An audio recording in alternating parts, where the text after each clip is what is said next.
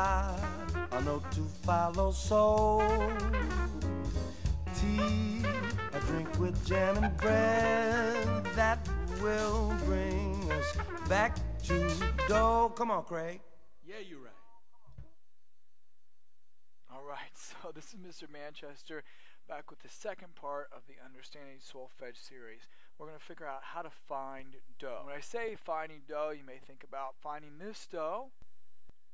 Perhaps you think about finding this guy named Doe.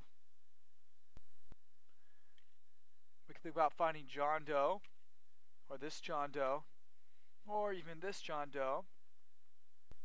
But actually we're dealing with finding the pitch that is dough. Now, it's based around if there are sharps or flats in the key signature. So you want to look, if there are sharps, you can remember the last sharp is T.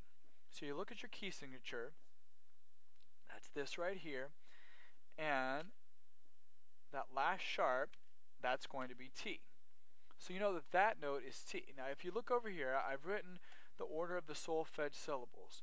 So right above T is do. So if you know the last sharp is T, you can find T, then it's real easy to find where do is. Then you can find all the other solfege syllables based off of that.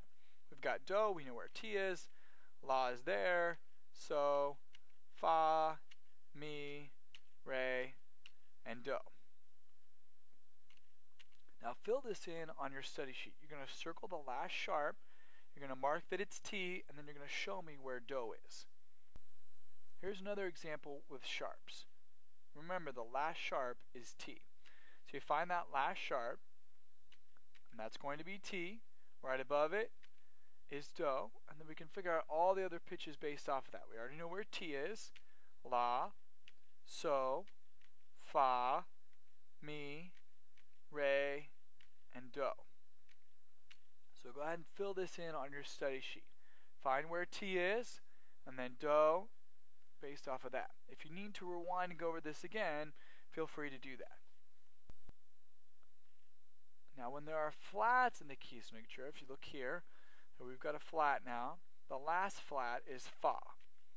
So if you're looking here, the last flat is fa, so we know where fa is, and then we can figure out all the other syllables based off that. So fa is here, so is here, mi is here, and then we could go down to re and then to do. So I've left you a little more work to do. You're going to fill this in on your study sheet, you're going to find where fa is, and then show me where do is.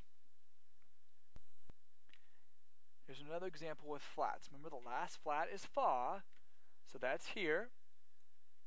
So we know that's fa, that's so, that's mi, and then you're going to go re, and then down to do.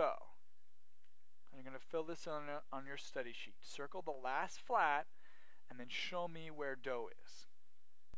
Now, just a note about notes, and really note names.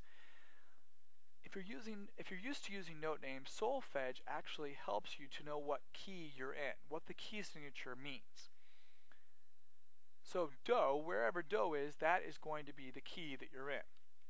So in this example, the last flat is fa, and that's fa, and that's the note A flat. So we know that do is right here, and it's E flat. So we're in the key of E flat.